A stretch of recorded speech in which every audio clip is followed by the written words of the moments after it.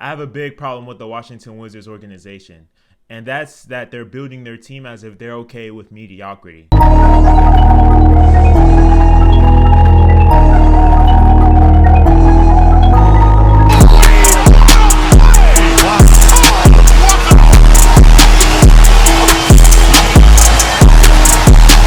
As NBA fans, we all know that being mediocre in the NBA is the worst place that you want to be. Either you want to be a team that's not tanking, but a team that sells some of those veterans and big contracts that you have, so you can be able to be a bad enough team to either get a good enough draft pick, get a franchise cornerstone, or you want to be one of those teams that you're buying and you're one of those teams that you're trying to make a push in the playoffs or make a push for a championship. And the Wizards are in neither one of those spots. The Wizards are in a spot where they can't really do much in terms of being bad enough to get a good draft pick or being a good enough team to make a playoff push. So now they're in purgatory. They're in NBA purgatory, where they gave Bradley Beal that $251 million deal for 5 years with a no trade clause. And that deal personifies why they're in the place that they're in now. Giving a deal to a player that can't lead you to a championship as the best player at that magnitude shows why the Wizards are where they're at. And especially with Bradley Beal, he's not like a 26-year-old, 25-year-old upcoming star. He's a 29-year-old guy where we know who he is as a player, where he's not the best defensively, but he's not the best in terms of a playmaker, but he is a scoring machine. And guys like that, he's not one-dimensional, but guys who don't add much else to the game other than scoring, we know that they can be the best player on a championship contender, i.e. Kemba Walker. And when Kemba Walker was on the Hornets and they were in the same spot, they were like the most mediocre team in the league with Kemba Walker and Al Jefferson.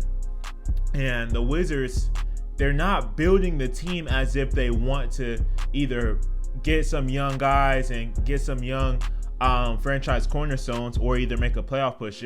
They're literally building it as if they want to stay in the middle of the league. And not only is it bad that you sign him to that kind of deal, but giving him a trade clause handcuffs you when you want to be able to move him. So when you're ready to move Bradley Beal, it's going to be hard to do that because he has to accept that deal. He has to be the guy that approves the deal to whatever team you want to trade him to, or for whatever deal you want to do for Bradley Beal. You can't do it unless he accepts it on his terms, so that deal, that there's nothing that comes well with that deal. Giving a 29-year-old 5 years, giving him 250 M's, that hinders your salary cap, and giving him a no trade clause, so where even if you wanted to move him, he would have to approve it. And the Wizards as of now are 11-17, and they're in the middle of a 7-game losing streak, which after a good start, we kind of expected that from the Wizards. We didn't expect them to keep going the way they were going with playing as well as they were in the beginning of the year, to be frank. And them getting lower in the standings, it makes sense for them. It's fitting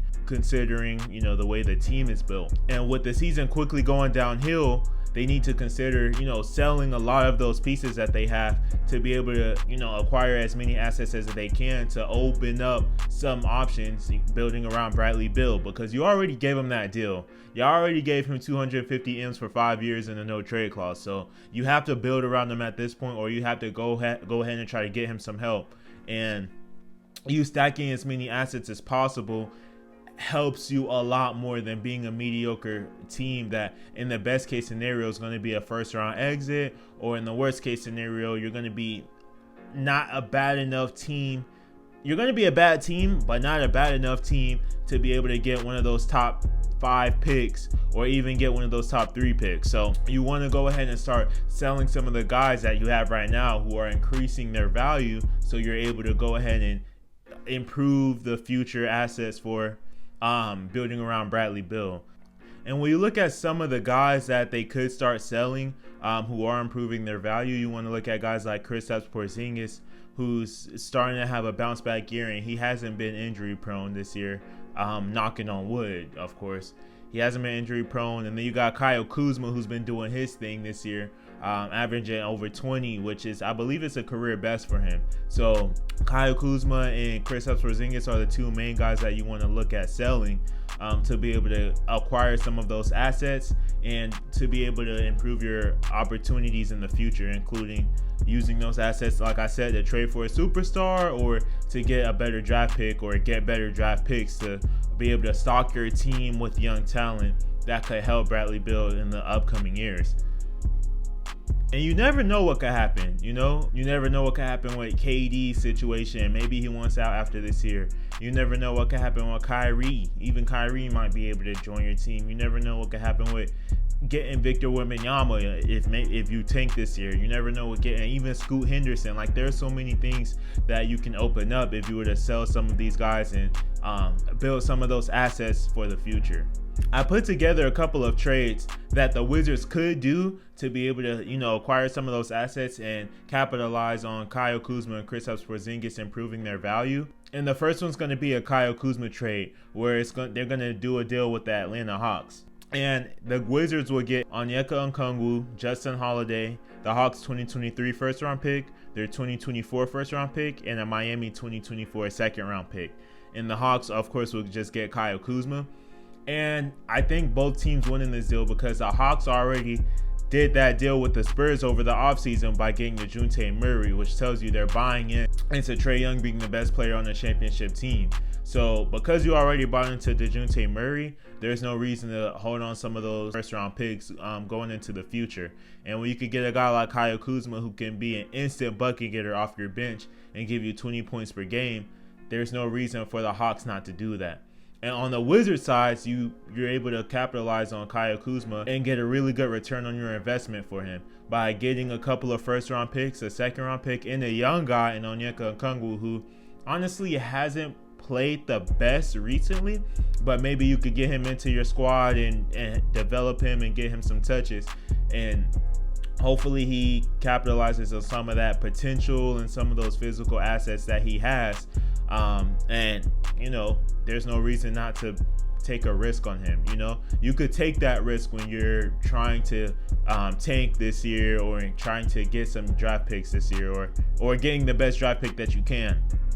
So the Wizards will get a young guy and Onyeka Okongwu and a couple of first round picks to be able to help them build for the future. And the second deal I got, this deal is a 3-team trade, and I know I don't usually do 3-team trades because those are extremely tough to predict, but in this case I feel like in this 3-team trade each team wins, and the Wizards get the most out of Kristaps Porzingis with his value increasing. And in this trade the Wizards will get James Wiseman, Landry Shamet, Dario Saric, a 2023 Suns first round pick, a 2023 Warriors first round pick, and a 2025 Suns first round pick. The Suns will get Kristaps Porzingis, and the Warriors will get Jay Crowder. And in this deal, the Suns, they win in this deal because we all know that they're trying to contend this year, and they've been trying to contend for the past few years. But if we being real with the way that team is built right now, they do need one more piece to be able to go ahead and try to contend this year. And in this case, they get a guy in Kristaps Porzingis who's a 7'3" stretch 5, who's able to give you some size and who's able to instantly provide you 20 points per game again off the bench, just like Kyle Kuzma would for the Hawks. Because I don't think these two guys will be able to start on the championship team, but they would be able to come off the bench and be 6 Men of the Year candidates and help contending teams to be able to, get that extra step forward and getting that Larry O'Brien trophy. So the Suns win in this by, stacking up on their bench and getting an instant 20 points per game off the bench, like I said. The Warriors win in this deal by getting a guy who's unhappy and not in Phoenix, and Jay Crowder, and he's able to come there and come off of your bench again and be an instant 3-and-D guy, especially with you losing Gary Payton and Nemanja Bjelica. You're able to get a guy in Jay Crowder who can give you some of what Bjelica did with stretching the floor. He can't give you what Bjelica gave you in playmaking and ball handling, obviously, but he can give you what he gave you in stretching the floor.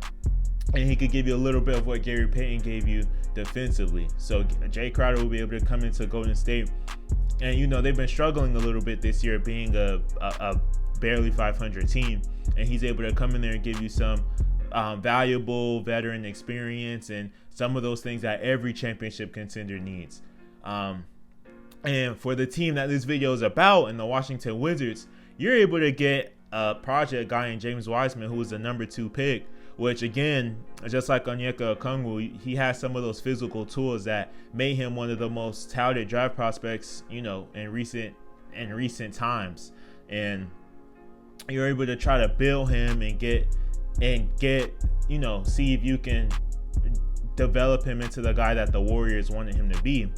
And then you get a guy in Landry Shamet who can stretch the floor, who can, he's a body who can help you going into the future around Bradley Beal. And then you get Dario Saric, he's just a filler. He's a salary cap filler for me. That's why I threw him in the deal. And then you get these 3 first-round picks, because you can't tell me Golden State wouldn't throw in a first-round pick to get Jay Crowder, especially with the way their season's been going. They definitely would do that. And the Suns would throw in 2 first-round picks to get Porzingis, because even with his injury history, Chris Paul is on the end. He's on his last legs, man. You got to be able to help get Chris Paul some more help, especially with him. He's going to be exiting the league pretty soon, to be honest with y'all.